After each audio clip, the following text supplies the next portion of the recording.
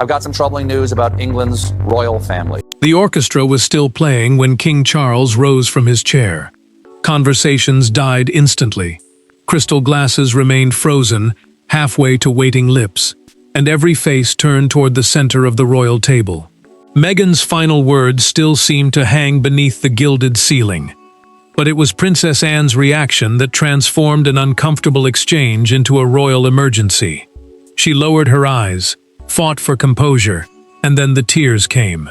Before we go deeper into what this really means for the royal family, make sure to subscribe so you don't miss a single update. Charles had planned the banquet inside Windsor Castle's grand reception room as a display of unity. Foreign dignitaries, military representatives, and guests expected controlled smiles. The grand reception room, a state space used for major royal gatherings, had been prepared to project stability. Instead, it exposed the family's deepest fracture. Meghan stood before the final course and accused Anne of deliberately excluding Harry from a ceremonial tribute. The tribute, an act of public recognition for service, had included military figures and working royals, but not the Duke. She declared that the Princess Royal had spent years treating the Sussexes as an embarrassment to the crown. Harry remained beside her, stunned. Yet he did not interrupt as the accusation became personal. Anne placed her napkin beside her plate and whispered that the claim was untrue. She had helped organize the charitable and military elements of the evening, which was why she sat close to the king and why her collapse could not be dismissed as a private quarrel. Then Meghan called her loyalty cold obedience disguised as service. The words landed. The king's sister lowered her head, struggled to steady her breathing, and broke. Charles pushed back his chair and raised one hand toward the orchestra. The music stopped mid-piece. Palace staff closed the doors while William watched his aunt fight for composure, his shock becoming anger. The future king understood why the moment mattered. Anne's public service had long represented royal duty, and attacking it before diplomats and military guests threatened more than her pride. Meghan was not ordered out. Charles looked at her and asked whether she had intended to wound Anne before the room. Silence followed. Harry turned toward his wife, waiting for an apology that did not come. She refused to answer immediately, leaving the monarch trapped between three identities. The father worried for his son, the brother furious over his sister's humiliation, and the sovereign responsible for protecting the crown. But before Charles could deliver his response, everyone in the room had to confront the deeper truth. This confrontation was not created in a single explosive minute. Behind the titles, uniforms, jewels, and ceremonial language stood four people carrying very different versions of the same family history. Charles saw a banquet collapsing under the weight of private resentment. Anne felt decades of service reduced to a cruel accusation. Meghan believed she was confronting an institution that had never accepted her. Harry faced the unbearable possibility that silence would look like betrayal, regardless of which side he chose. Charles remained beside the halted table, but his thoughts were no longer with the guests. He had believed the evening might become the first real step toward reconciliation with his younger son and daughter-in-law. Instead, the king now faced a choice between protecting royal order and preserving what remained of his family. A senior working royal, meaning a family member who performs official duties on behalf of the monarch, could not be publicly attacked without consequence. Yet Harry was still his son, and that truth made every response more dangerous. Anne moved into a private side chamber with William close behind her. She pressed a handkerchief to her eyes and insisted that the banquet should continue. The Princess Royal had spent decades accepting criticism without asking for sympathy, but attacks on her motives cut deeper than attacks on her personality. Service was not simply part of her public identity. It was the foundation of how she understood herself. William watched her apologize for crying, and something inside him hardened. He told his aunt that she had nothing to be sorry for. The prince knew why her humiliation mattered. Military representatives had watched a lifetime of duty dismissed in one sentence. while foreign guests had witnessed the royal family lose control of its own table. Anne tried to dismiss the damage, but he refused to let her carry the blame. Meghan stood with Harry in another closed room and defended what she had done. She believed polite royal silence had hidden rejection for years, and she insisted that direct confrontation was the only way to force an honest answer. The Duchess argued that they had attended because earlier private discussions suggested her husband would be acknowledged during the ceremonial tribute. Harry finally told her that the attack on Anne's service had gone too far. He spoke quietly, but the words struck hard. Meghan stared at him and asked whether he had forgotten why they had agreed to return. The Duke had not forgotten. He also knew the tribute, a formal presentation honoring senior working royals and military service, had excluded his name despite earlier conversations suggesting otherwise. Charles soon received the first troubling detail. Anne had not personally removed Harry from the program.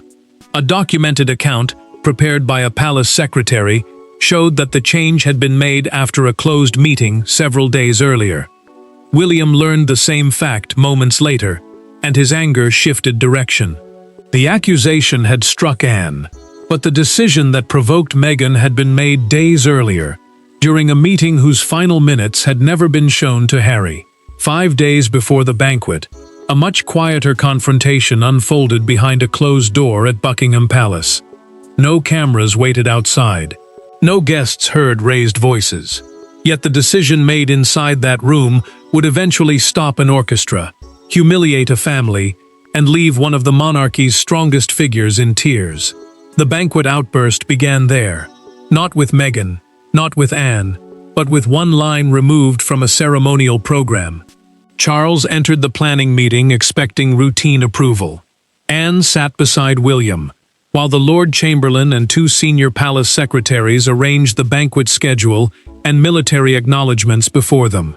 The Lord Chamberlain, the senior official who oversees major royal ceremonies and household arrangements, placed the original program near the king.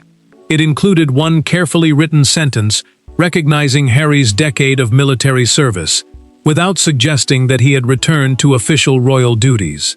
The Lord Chamberlain then produced a revised version. He argued that mentioning the Duke during a state occasion could create constitutional confusion because Harry no longer represented the monarch at formal functions. Charles read the altered line twice. William warned that public acknowledgement might be interpreted as a political signal, suggesting a return that had never been approved. Anne closed the folder before anyone could move on. She looked directly at her brother and said, "Military service should not be rewritten simply because family relationships had broken down." The Princess Royal had worked closely with veterans for decades, and she knew why the distinction mattered. Removing Harry's name would not erase his years in uniform. It would only make the family appear willing to punish the soldier for the actions of the son. Charles hesitated, caught between fairness and institutional risk. William held his position, explaining that one sentence could dominate the entire banquet and overshadow every serving officer being honored. Anne disagreed, but she finally accepted the king's decision after demanding one condition. Harry must be privately informed before arriving at Windsor. A palace secretary prepared the message that same afternoon. Yet a documented internal account later showed it was never delivered. Another senior official had warned that the Sussexes might cancel if they learned about the change, so the notice was delayed until after their travel arrangements were complete. That delay turned a difficult decision into a hidden insult. Meghan discovered the omission only when she opened the printed banquet booklet at Windsor. She saw Anne's prominent ceremonial role and assumed the Princess Royal had personally approved Harry's exclusion. Before dinner, the Duchess confronted her privately.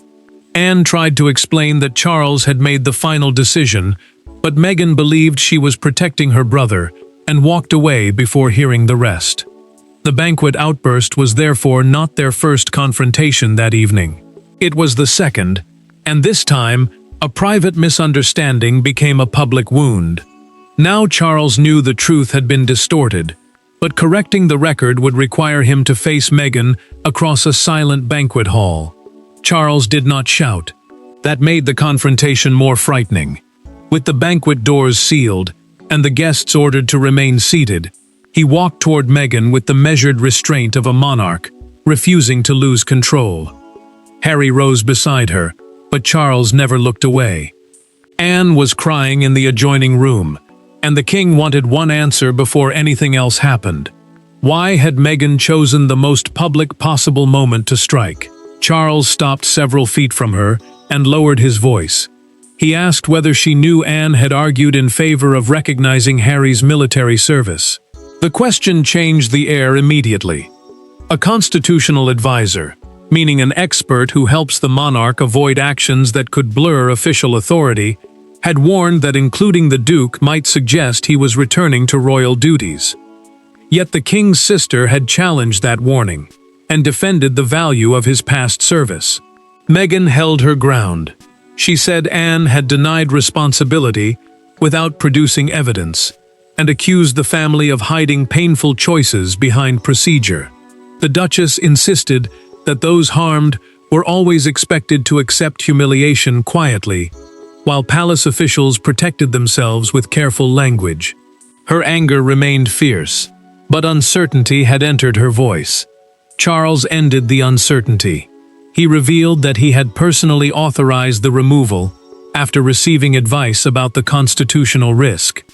The monarch told her plainly that she had attacked the wrong person.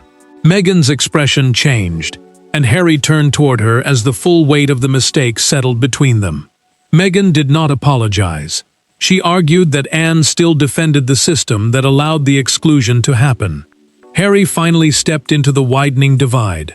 The Duke told his father that removing the acknowledgement had been deeply hurtful, but he also admitted that his wife's attack had become personal and should never have happened before foreign guests, military representatives, or palace staff. William returned after checking on his aunt and demanded an apology. The prince had watched Anne blame herself for crying, and his restraint was nearly gone. Meghan accused him of defending the family's image while ignoring the decisions that created years of resentment. He answered that resentment explained pain, but it did not excuse cruelty. Charles struck the table once with the side of his hand. The sound silenced every voice. He declared that grievance did not grant anyone permission to humiliate another person. Then he ordered the guests escorted into separate reception rooms while the family remained behind. An emergency private council, an immediate closed discussion used to contain a serious royal crisis, replaced the banquet within minutes. Charles faced Meghan one final time. No one would leave, he said, until Anne heard the truth directly, and the Duchess decided whether she would accept responsibility for the pain she had caused. Yet even Charles could not settle the crisis through emotion alone, because the banquet had now become an official royal event interrupted by a member of his own family. Within minutes, the banquet ceased to be merely a family disaster. Senior officials began asking whether the king should resume the event, cancel it entirely, or remove members of his family from the premises. Charles suddenly faced a decision no father would want and no monarch could avoid. Every option carried consequences. Protect Meghan, and Anne's pain appeared meaningless. Punish Meghan immediately, and reconciliation with Harry might collapse forever. The Lord Chamberlain approached Charles with a warning that could not be ignored. The banquet could not simply continue after foreign representatives had witnessed the music stop, the doors close, and the royal family divide before them.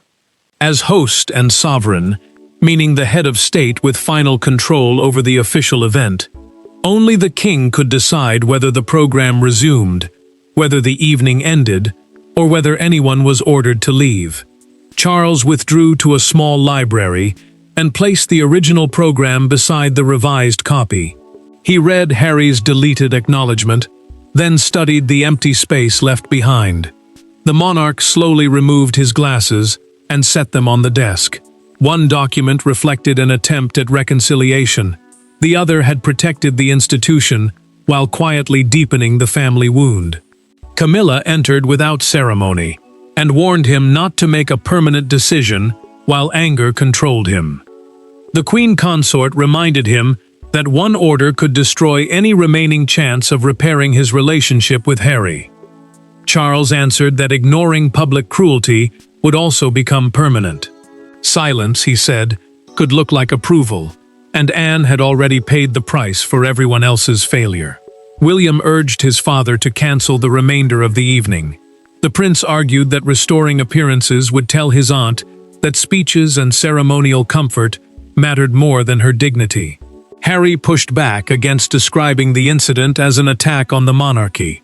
The Duke admitted Meghan's words were indefensible, but insisted they had grown from years of hurt rather than a wish to damage the crown. Anne entered before Charles could respond. Her eyes remained red, yet her voice was steady. She told her brother that she did not want Meghan expelled on her behalf. The Princess Royal wanted only one thing: the truth must be acknowledged openly, including the fact that she had defended Harry's military service and had not removed his name. Charles made the first decision immediately. The banquet would not resume. Dessert, speeches, and the military tribute were cancelled, while guests would be told that a serious family matter required the king's attention. The announcement protected official dignity, but it also confirmed that something grave had happened. Then Charles prepared a second decision. He ordered the officials to leave and asked that Meghan and Anne be brought into the same room, without advisors, speeches, or ceremonial protection. The banquet was over, but the emotional reckoning had not even begun. The announcement moved through Windsor in disciplined whispers.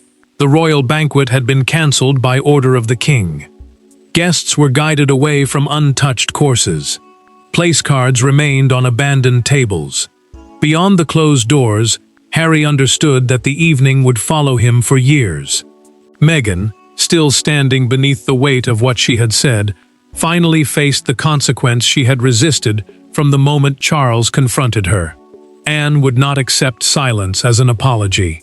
Palace staff cleared the dining room without discussing what they had witnessed. Foreign representatives departed through the state entrance, while aides protected the official silence surrounding the collapse. The state entrance, the formal doorway used for important royal arrivals and departures, now carried guests away from an evening meant to celebrate unity. Instead, every quiet exit confirmed how completely that promise had failed. Charles cancelled the release of the banquet photographs and removed the prepared speech celebrating family reconciliation. The king knew those images could no longer represent harmony without becoming a lie. He also understood the wider danger. Once rumors began, the missing photographs and abandoned speech would raise questions the palace could not answer easily. Harry received the news from a private secretary. He closed his eyes, gripped the back of a chair with both hands, and said the evening had been meant to repair relationships, not destroy them. The Duke had returned expecting discomfort, perhaps even coldness. He had not expected to leave carrying responsibility for one of the most humiliating royal gatherings in recent memory. Meghan reacted with anger when told that she and her husband would not depart with the other guests. She accused the palace of turning an emotional reaction into a disciplinary hearing. Harry did not reassure her. He told her quietly that Anne was still crying, and his refusal to soften that truth created the first serious fracture between them that night. William confronted his brother before Charles returned. The prince warned that defending Meghan's motives could not replace acknowledging the pain she had caused. Harry answered that William had never understood public exclusion from outside the institution. Yet even as the Duke spoke, his certainty was fading. Charles entered holding the revised program.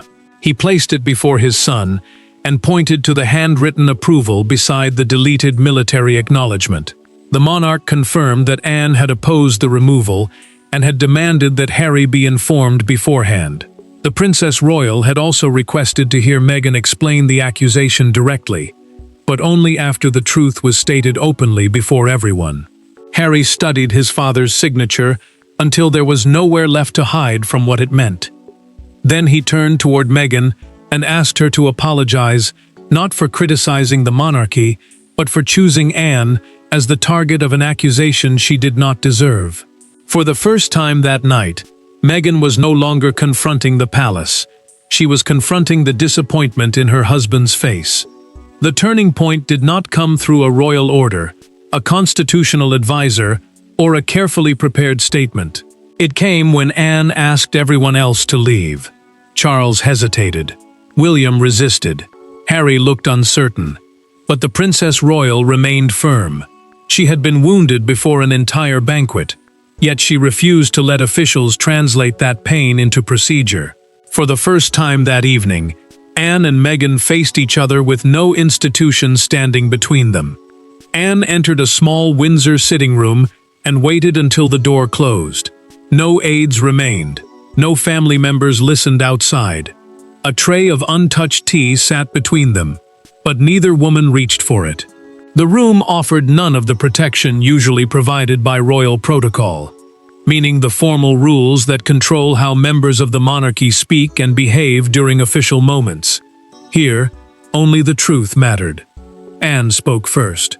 She said she had not removed Harry's name and had argued against the decision from the beginning. The Princess Royal did not dramatize her defense or demand praise for supporting him. She simply explained that military service should never be erased because family relationships had collapsed. Meghan admitted that the printed program had felt like proof that nothing had changed.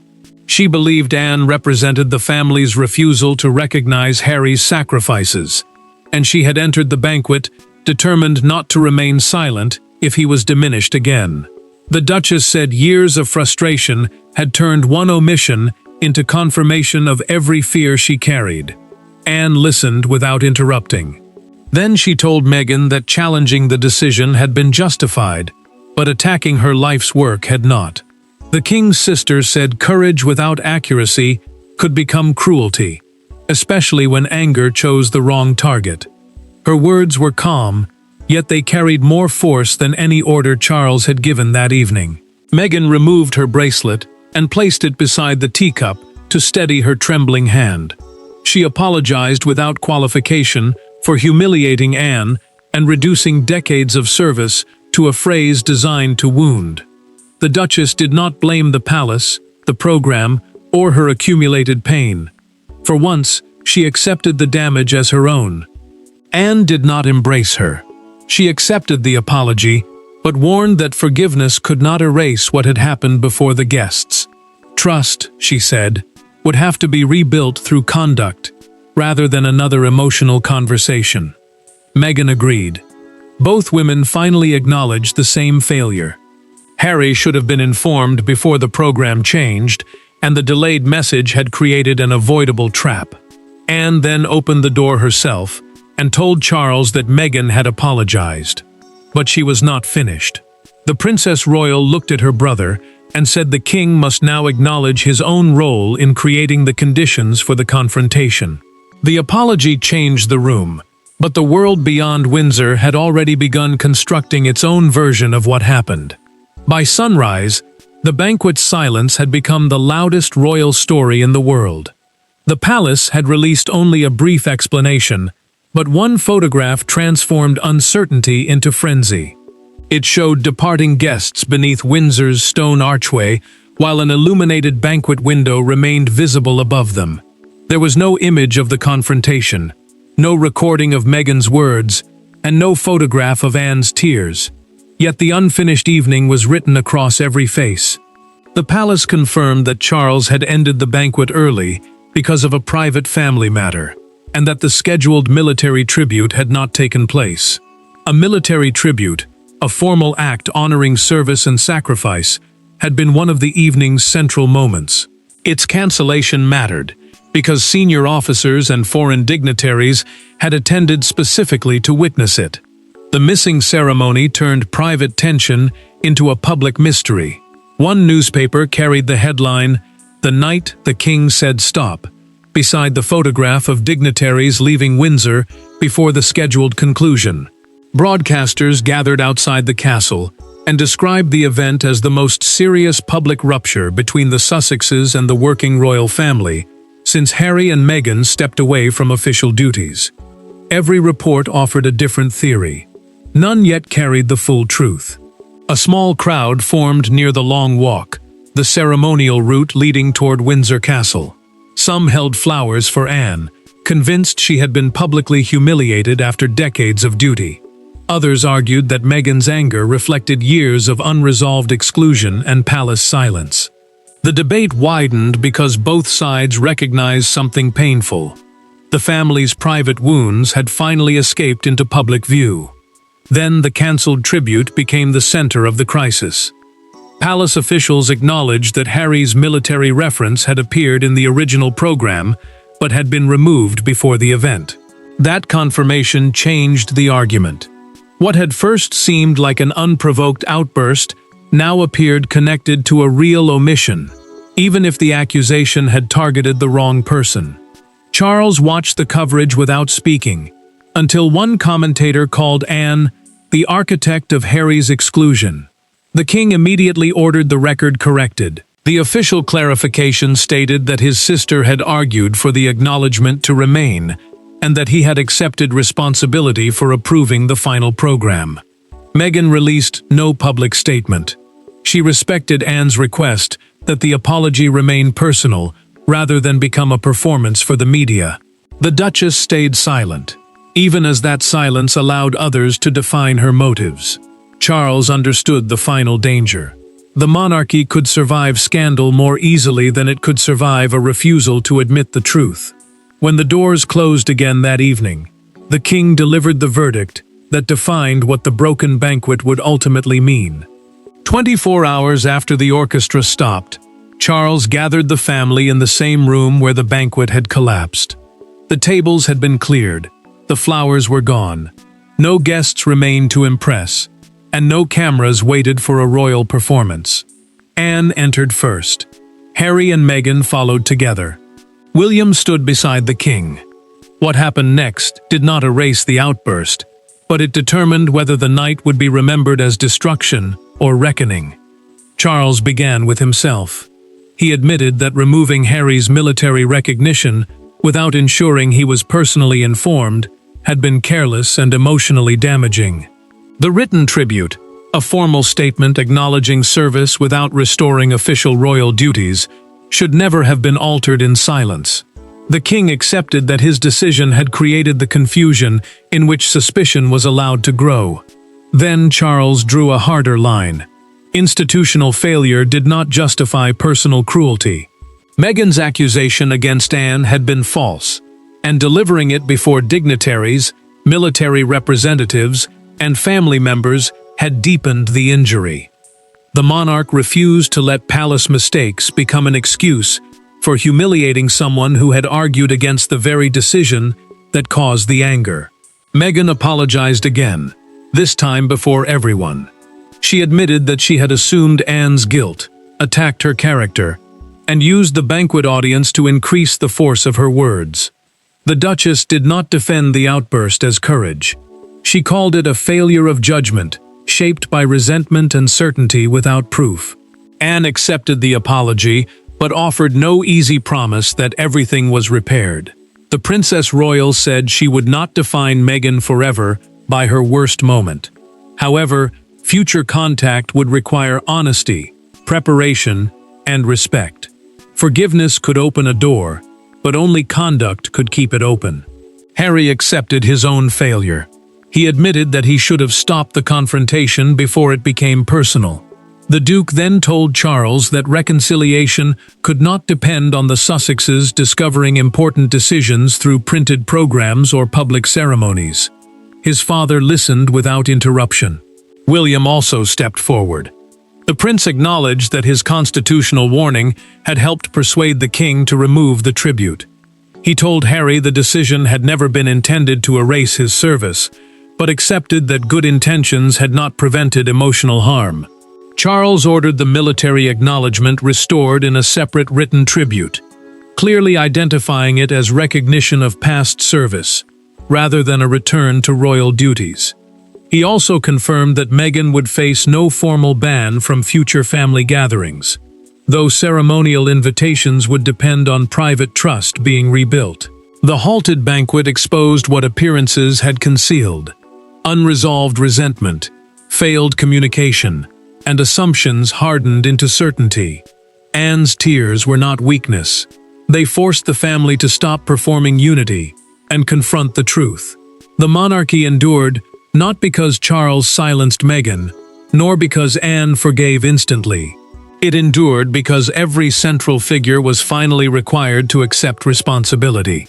The banquet ended in humiliation, but the family left with something more valuable than appearances: a painful agreement that reconciliation without accountability was no reconciliation at all. The orchestra never resumed, yet the silence it left behind finally compelled the royal family to say what ceremony had allowed them to avoid. Thanks for watching. Please don't forget to like and subscribe, and we will see you in next one.